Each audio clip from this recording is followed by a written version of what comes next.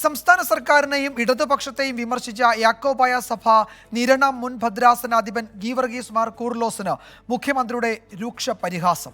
പുരോഹിതന്മാരുടെ ഇടയിലും ചില വിവരദോഷികൾ ഉണ്ടാകും, അതാണ് ആ വാചകത്തിലൂടെ കണ്ടത് എന്നാണ് മുഖ്യമന്ത്രി ഇന്ന് പറഞ്ഞത്. സർക്കാർ ജീവനക്കാർക്ക് അർഹമായ ആനുകൂല്യങ്ങൾ ഉടൻ ലഭ്യമാക്കുമെന്നും മുഖ്യമന്ത്രി പറഞ്ഞു. സംസ്ഥാന സർക്കാരിന്റെ പ്രോഗ്രസ് റിപ്പോർട്ട് പ്രകാശന ചടങ്ങിലായിരുന്നു മുഖ്യമന്ത്രിയുടെ വിമർശനം. കഴിഞ്ഞ ദിവസം ഫേസ്ബുക്കിലായിരുന്നു ഗീവർഗീസ് മാർ കൂർലോസിന്റെ കുറ്റപ്പെടുത്തൽ. ധാർഷ്ട്യവും ധൂർത്തും ഇനിയും തുടർന്നാൽ ഇതിലും വലിയ തിരിച്ചടികളായിരിക്കും ഇടതുപക്ഷത്തെ കാത്തിരിക്കുക.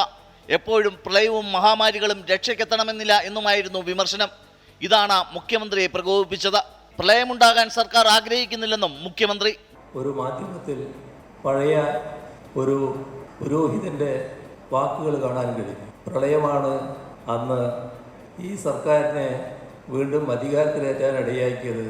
ഇനിയൊരു പ്രളയം ഉണ്ടാകുമെന്ന് ധരിക്കേണ്ട എന്നാണ് ആ പുരോഹിതൻ പറഞ്ഞതായിട്ട് കണ്ടത്. പുരോഹിതന്മാരുടെ ഇടയിലും ചിലപ്പോൾ ചില വിവരദോഷികളുണ്ടാവും എന്നതാണ് ആ വാചകത്തിലൂടെ വ്യക്തമാകുന്നത്.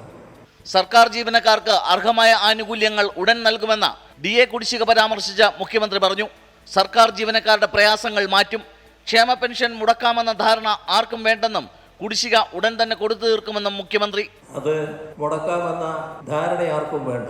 ചില സംഖ്യ കുടിശ്ശികയായി കിടക്കുന്നുണ്ട്. ഒന്നിച്ച് കൊടുത്തു തീർക്കാൻ ഇപ്പോഴുള്ള സാമ്പത്തിക പ്രയാസം കൊണ്ട് കഴിയില്ല എന്നുള്ളത് എല്ലാവർക്കും അറിയാം.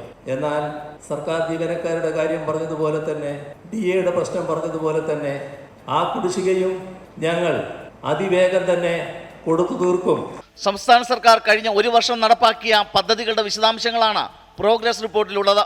പ്രകടന പത്രികയിൽ പറഞ്ഞ വാഗ്ദാനങ്ങൾ നിറവേറ്റിയോ എന്നറിയാൻ ജനങ്ങൾക്ക് അവകാശമുണ്ടെന്നും മുഖ്യമന്ത്രി പറഞ്ഞു. 24 തിരുവനന്തപുരം.